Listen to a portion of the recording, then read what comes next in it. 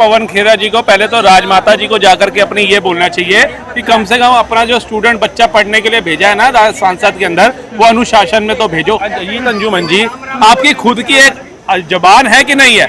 आपने कहा था योगी अगर दूसरी बार सीएम बन गया तो बल्ली मरण में मैं पकोड़े बेचूंगा। अच्छा, पकोड़े तो बेचने ने आज भी तक चाटुकारिता करे जा रहे हो कांग्रेस की। कुछ तो आपको अच्छा दिखा होगा भाजपा के कार्यकाल के अंदर, 10 साल का कार्यकाल हो गया, हर एक बच्चे से बुजुर्ग तक को उनका कार्यकाल अच्छा लग गया था। आपको कुछ नहीं अच्छा लगा होगा?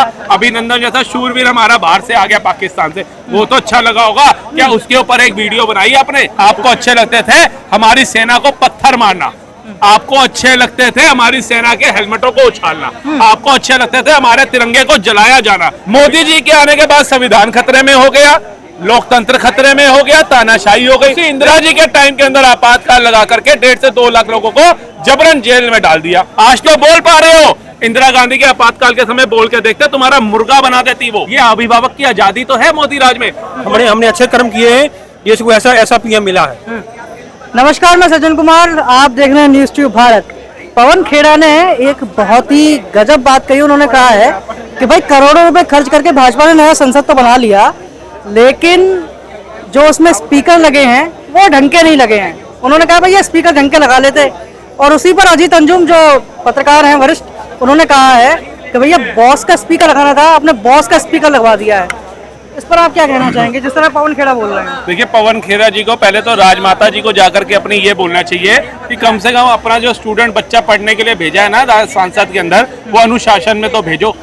स्पीकर महोदय कुछ अनुरोध कर रहे हैं, उनकी अपमान करके बोले जाना, उसके बाद अगर माइक को म्यूट कर दिया जाता है, उसके बाद एक ह्यूमर फैला देना कि भैया विपक्ष की आवाज नहीं सुनने देते, इसलिए स्पीकर जो है वो बंद। तो मतलब आपके हिसाब से ह्यूमर है? बिल्कुल ह्यूमर ही है सर। एक बात है, ये बच्चा स्कूल में जाता है, अगर बच्चा शरारती है तो यहाँ तो शुक्र करो कि यहाँ पे इनको हाथ खड़े करके बाहर नहीं निकाला।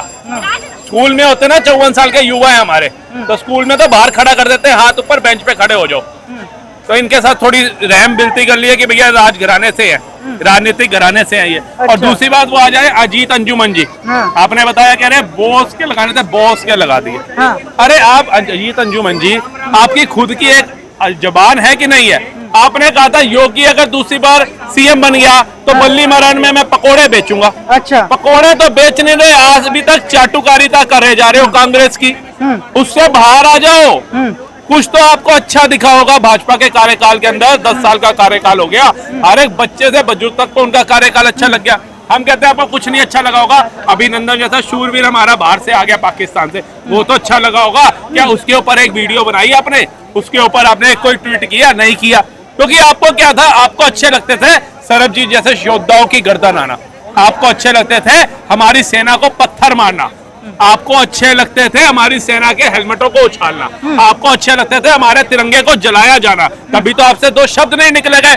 आज कुवैत से 7 सैनिक आ गए हमारे। इंदिरा गांधी जी के कार्यकाल के अंदर पाकिस्तान के 93,000 सैनिकों ने आत्मसमर्पण किया था भारत के अंदर, बिना किसी शर्त उनको छोड़ दिया गया। लेकिन पाकिस्तान में जो हमारे सैनिक थे, क्या वो लाने का काम किया इंदिरा गांधी जी ने? वो रिपोर्ट पे आप तो कुछ नहीं बोलते।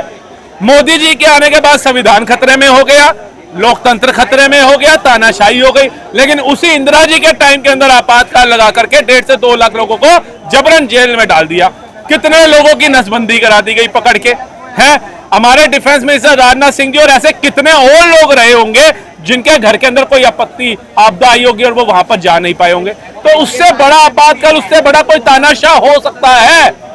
इंदिरा जी की जब डेथ हुई उसके बाद कितने सिखों का नरसंहार हो गया, उससे बड़ा कोई तानाशाह हो सकता है? उसके बाद वहां के प्रधानमंत्री हमारे क्या बोलते थे, जब बड़ा पेड़ हिलता है तो कई लोग उसमें डगमगा जाते हैं। तो ये तो विचारधारा थी, तब कोई तानाशाह नहीं थी। अच्छा, ये तो ठीक है, ये राजनीति की बात थी, लेकिन जो फिल्म जगत के लोग हैं वो इसमें भी शामिल हो रहे हैं। भैया एक फिल्म मेकर है, विनोद कापड़ी नाम है उनका, वो कह रहे हैं कि ओम बिरला जैसे लोग लोकतंत्र के ऊपर कलंक है।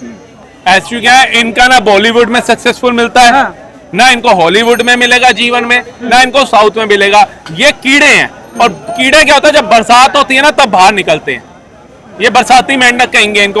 ओम बिरला जो दूसरे टाइम चुने गए, जिसके अंदर विपक्ष के भी 7 लोगों ने साथ दिया, और उनको अगर ये स्पीकर महोदय को और हमारे लोकतंत्र के मंदिर में जो सर्वोच्च कुर्सी पे बैठा उस व्यक्ति को अगर ये ऐसे अशब्द बोल रहे हैं तो यही देख लो कि किसको तुम तानाशाह कहते हो। आज तो बोल पा रहे हो, इंदिरा गांधी के आपातकाल के समय बोल के देखते, तुम्हारा मुर्गा बना देती वो, और मुर्गा भी ऐसा बनाती जो लाल होता बिना तंदूर में सिके हुए। ये अभिभावक की आजादी तो है मोदी राज में। कोई कहता है मोदी को बम से उड़ा दो, कोई मोदी की माँ को गाली दे रहा है, कोई मोदी के परिवार को गालियां दे रहा है, कोई मोदी को कोस रहा है, कोई सब कुछ कर रहा है। उनके जैसा बन के तो दिखाओ। देश की युवा पीढ़ी को उनसे कुछ सीखना चाहिए। हमने अच्छे कर्म किए हैं, देश को ऐसा पीएम मिला है।